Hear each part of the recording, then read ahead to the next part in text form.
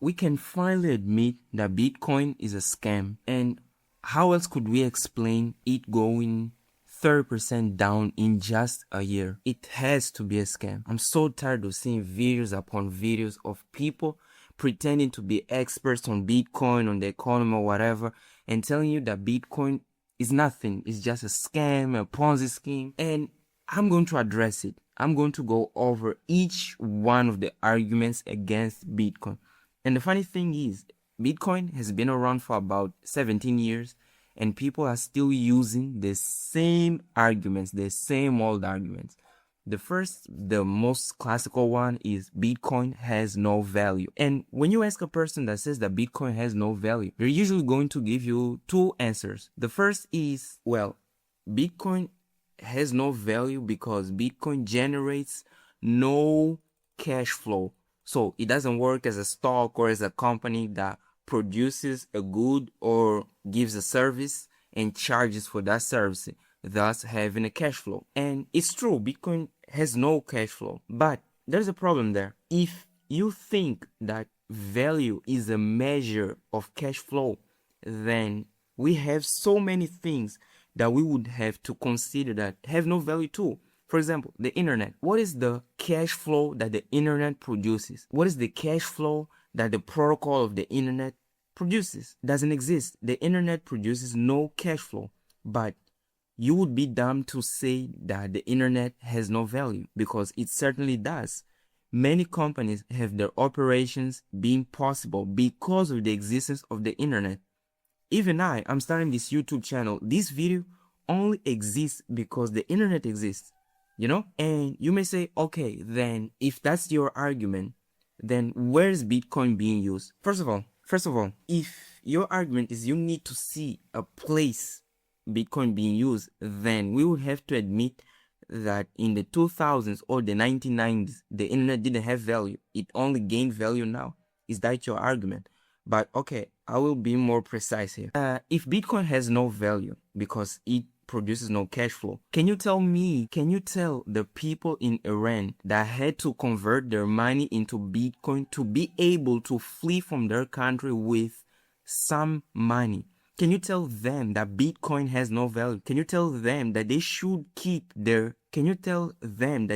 use their fiat currency and see the government seize their money instead of using Bitcoin and being able to get out of there with a little bit of money? Can you tell the people living in Mozambique that can't pay for services using their bank card because the government, the central bank, has prohibited people from paying for stuff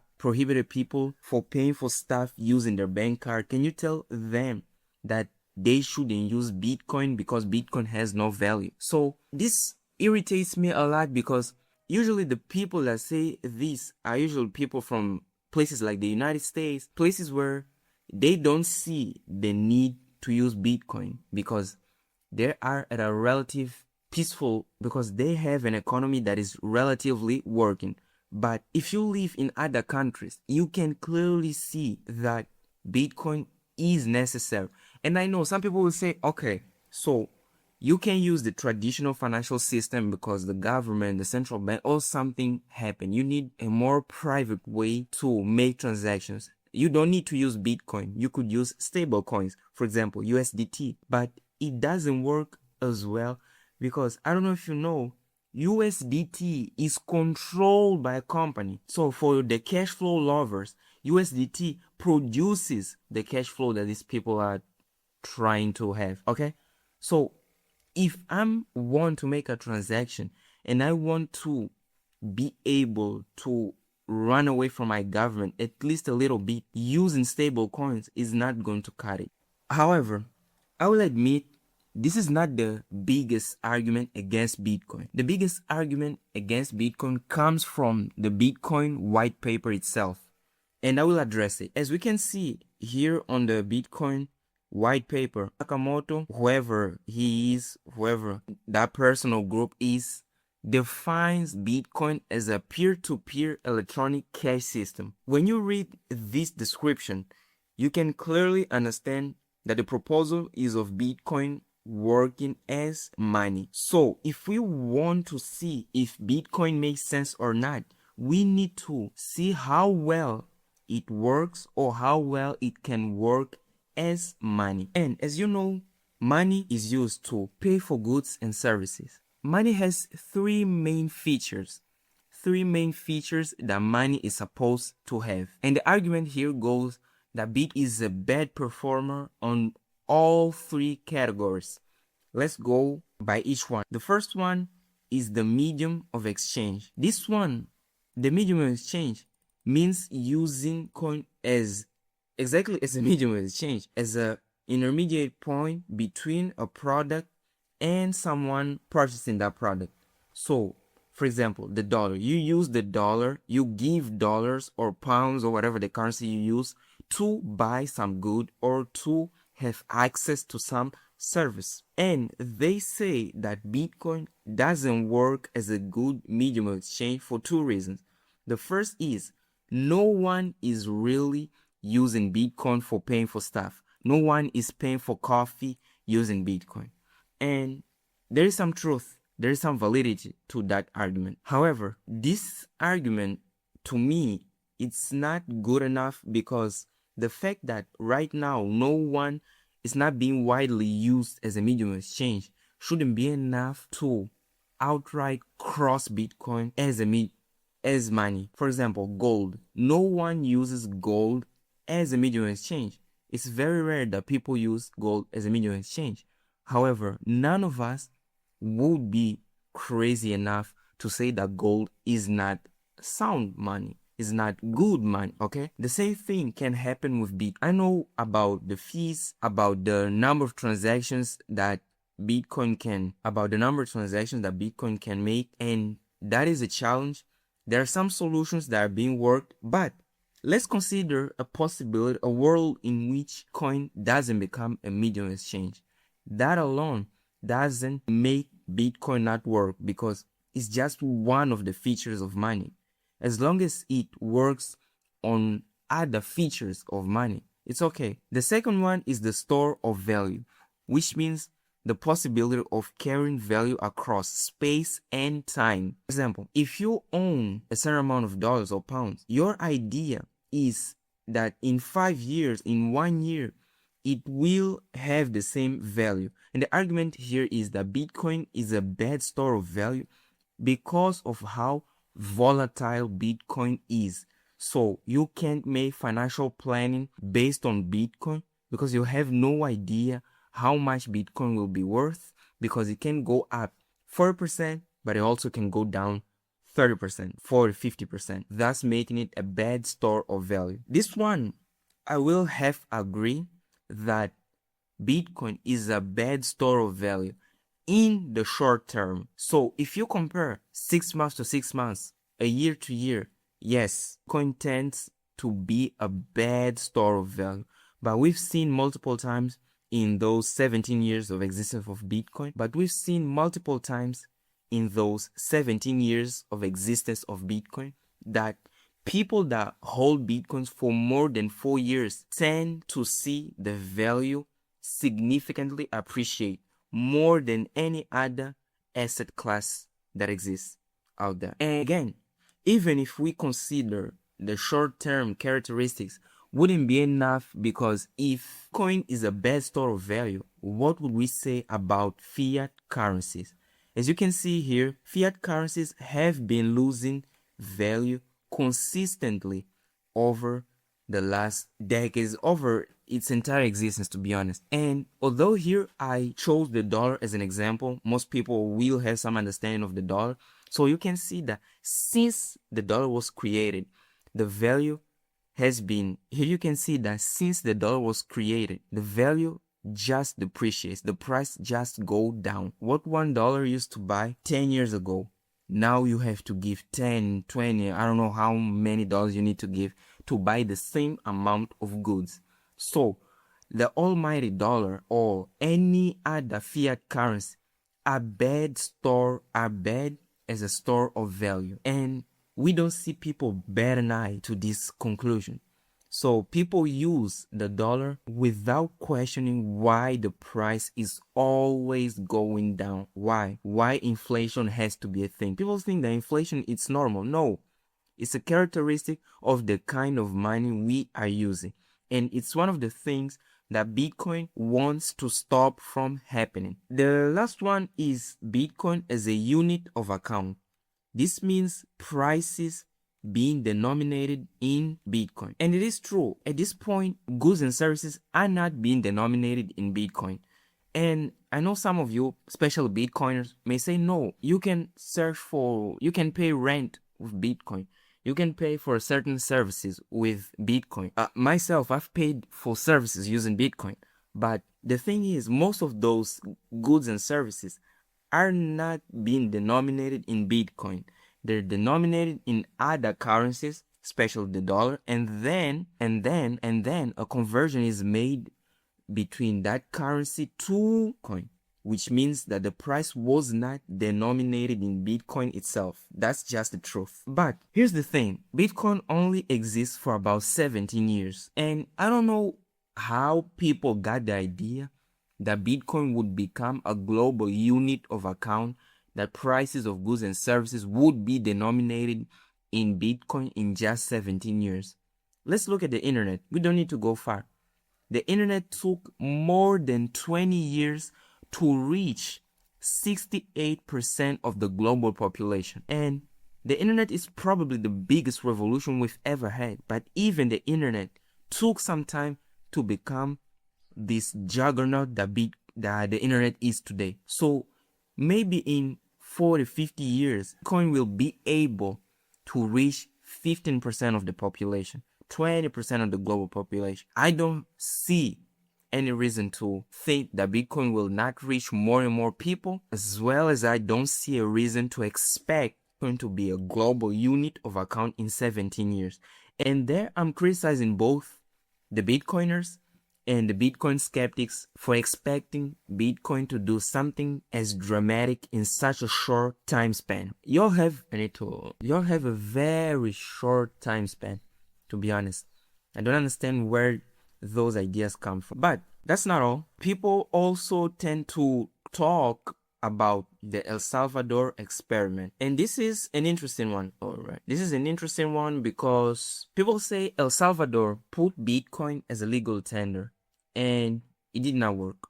I'm sorry to disappoint all the Bitcoiners out there, all the Bitcoin enthusiasts, but it's true. The El Salvador Bitcoin experiment did not work for a multitude of reasons. But don't get discouraged. This doesn't where Bitcoin is going to go in the future. Why? It's very simple. We need to understand that El Salvador is a third world country. When people talk about the El Salvador experiment, for some reason they tend to treat El Salvador as if El Salvador were the United States in some way, as if El Salvador were France, Germany, Russia, China. But El Salvador is just a third world country. El Salvador doesn't have the power, the technology, the capability to operate a system like Bitcoin. It simply doesn't. I think we need to give props for them for trying to do that. However, with how the financial system is set, it needs to be the individuals, the institutions, the countries to make this work. It can't be just one third world country trying to single-handedly make this revolution. It's not going to work. Another thing is saying that Bitcoin isn't really decentralized, which would mean that the people that own a lot of Bitcoin could undermine its value and its prices. And this is true. It's true. And it's something that we need to discuss to find out what can be done or what this will mean for the future of Bitcoin. The same thing can be said about any asset classes. I don't know if you know, but 90% of all stocks are in the hands of a minority. And I don't know if you know this, but 90% of all stocks are in the hand of a few people. And again, we don't bet an eye to that. That's a problem too. Real estate, stocks, any asset class that you think, if you look, there's a probability of 3, 4, 5 people owning 80, 70, 90% of all of it. And we rarely question it. The same thing is happening with Bitcoin. So this is a valid question, and honestly, I don't know what will happen about that, but it's true. Another argument, which this one is the funniest one to me, is the greater fool argument. This argument goes along those lines. It says that the prices of Bitcoin are only set by people willing to buy more. In other words, what does this mean? It means that when someone buys Bitcoin, their interest is of finding someone that will pay a higher price for that same Bitcoin. So I buy Bitcoin at $70,000, willing to sell it for someone else at $140,000, and that person is also willing to sell it for $280, and so on and so forth. And if this is true, this is a huge problem, because this would mean that Bitcoin has no value other than just, Bitcoin would essentially be like a collectible, something that you buy, you collect, to try to sell for a higher price. And if that's the case, technically we shouldn't, or we can't truly treat Bitcoin as money or as currency, because essentially it wouldn't work as money or as a currency. And the truth is, a lot of people buy Bitcoin in this way. It's true, but it's not everyone. It might be the majority. I think it is the majority, but it's not everyone. Bitcoin can survive apart from that. And the other thing too, I'm sorry for bringing other stocks, or not other stocks, but bringing other asset classes into the mix. But the same thing can be said about stocks. If you buy a Tesla stock, or an Apple stock, your plan at some point in time is to sell for a higher price than you paid. So how is that not a problem too? Okay, so I don't understand why we have such double standards when it comes to Bitcoin. The truth is, yes, I agree, if all the value of Bitcoin is simply buying it to sell for a higher price, then it clearly can't work. But if I can use Bitcoin to protect my money from the intervention of government, or to have some of my money be worth the same thing as it is today, 10, 20 years from now, then that's value. That's a valuable thing to have. And to cap it all off, to finish this video, I want to take 30 seconds to talk about the psychology of Bitcoin skeptics. I have no problem with Bitcoin skeptics. There are things about Bitcoin I'm also skeptical, because there's so much narratives around Bitcoin that we need to question it. That's important, that's essential. But my problem here is the fact that so many people, and I mean so many people, only remember about downplaying Bitcoin, about treating it as a scam, only when the prices are down. And I've seen this multiple times. Those people never come around when the Bitcoin prices are up. They only come when they can say, look at your currency, 18% down in 6 months, 30% down in a year. It doesn't work. It's a scam. And I'm like, where were you when Bitcoin was reaching all-time highs? Where were you? Because if that's your argument to say that Bitcoin is a scam, is simply looking at the price and saying it is a scam, then everything is a scam. Every stock has had a period of crisis, have had down times. Yes, with Bitcoin is even more crazy. Bitcoin is more volatile. Yes. I understand that. Now, explain to me why your only argument is, look, the prices are going down, so I've proved my point. There are so many people. I'll pull up a few tweets to show you guys from people like Peter Schiff, and even some videos, and you'll see a lot of people do this. When the price of Bitcoin go up, I'm telling you, those people won't be here. They won't say a word. But once it starts to go down again, they all gather together and come and start to talk nonsense about Bitcoin. I decided to do it differently.